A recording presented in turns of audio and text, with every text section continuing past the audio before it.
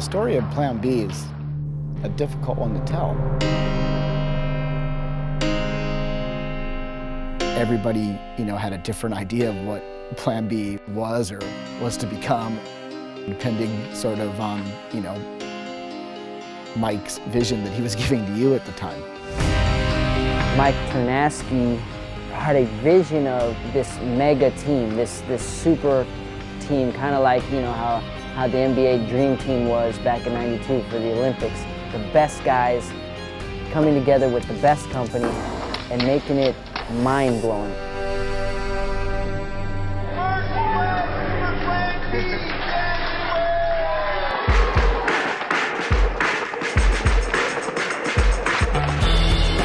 I first met Danny at the Linda Vista Boys Club, and it was a contest. And here's this little kid, 12 years old, just ripping. I went to do a demo up in Oceanside at Witt's, a Gale Webb demo, and that's the first time I actually met Danny and shot photos of him. They're like, yeah, he does demos with Gale Webb all the time, and he skates for Vision, Well, shortly after that, he didn't skate for Vision anymore, and he moved over to PAL, and then quickly moved on to H Street because they weren't going to support the level of progression Danny was up for. It was pretty heavy because not many people quit PAL back in those days. Because when you first get on it, you're probably pretty stoked. And then you get a little bit of skate time under your belt and you finally figure out that maybe you know more than somebody else. H Street is the one, through Mike Ternasky, who really started pushing the video thing in a new way. They were making stars, basically, through their videos. Mike was one of those guys that he would know, if somebody had that potential before anyone else could ever see it, Mike being over at H Street, he kind of came into it. It wasn't his thing, but he was kind of a leader over there at the same time. Everybody trusted him.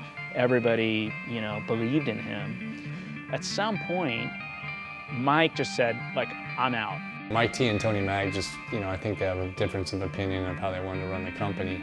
I talked to Danny, Mike Carroll, Rick Howard, these guys, and they came up with a little plan.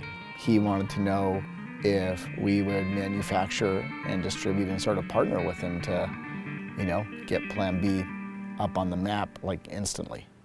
Getting the guys, doing it from ground level, it being his thing, it was his opportunity to kind of do a company just in how he envisioned it, which was a little bit different than probably the rest of the industry at that time. Mike was really fed up with the skateboard industry, to be honest. I think he was unimpressed with the immaturity of, the business at that time, and it was quite a grind for a little return. What had happened is there was a whole generation of older company owners that no longer were really involved in skating as far as directly. So they weren't out there actually skating. Then you had this new generation where it was guys that were in it, living it, skating every day. So it was just like the inmates taking over the asylum. What do we think is going to be cool? Let's do it. It was a rebirth basically of skateboarding to anybody that was there. The riders had a lot of complete freedom. People just wanted to be a part of it because it was just so rad. It's called Plan B. Yeah, it's just came out the other day. It's new. You'll hear about it soon.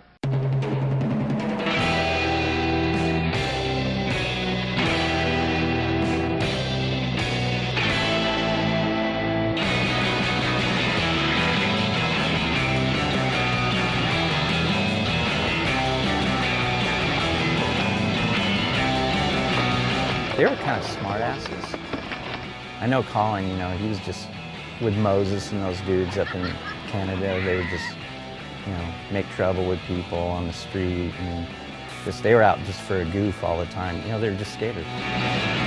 Just a little grum, 14 years old or something like that, out wild in the streets. Did you ever have this here on your lens? What are you doing? Have you taken any spills today? A couple. Yeah. Well, that's good. Just little minor ones.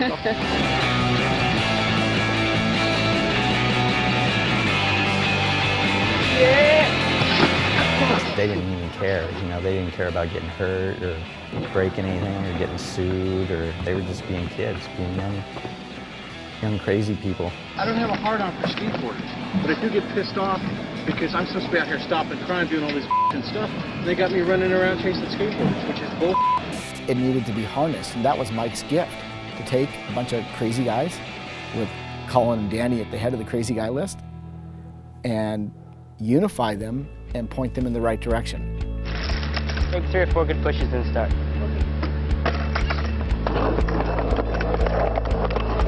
You know, what Mike did with Rodney was just flat out amazing.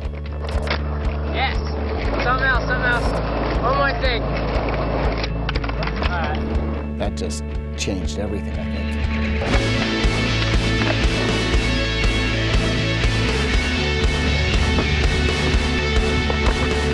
think. You'd watch it in awe, like, I have no idea how to do that. I don't know how he even thought of that. I don't really even know what that was, but man, it was awesome.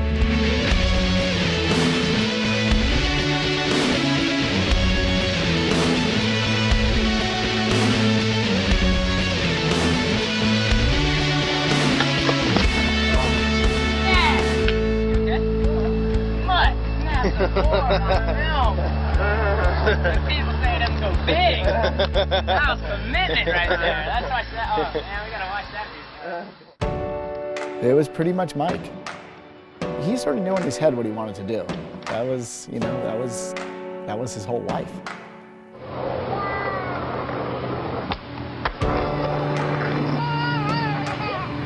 If there was something that we were having a problem with, you know, sit down and speak with us about these things. So why isn't this going on, or what's the problem here, or you need to get this out of your life. It's like a real steady father figure, boss, big brother, you know, really great man.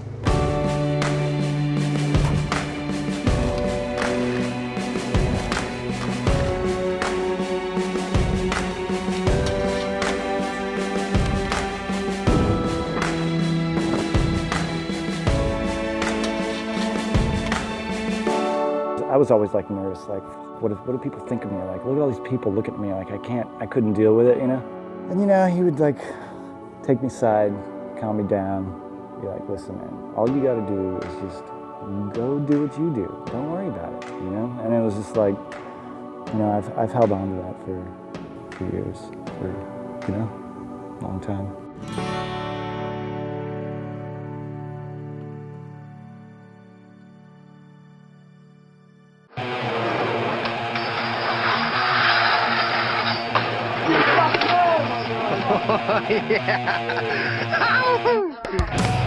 Pat's parts were just like, I can't believe what I just saw. It was also like the shock of like, who is this dude? Where did he come from?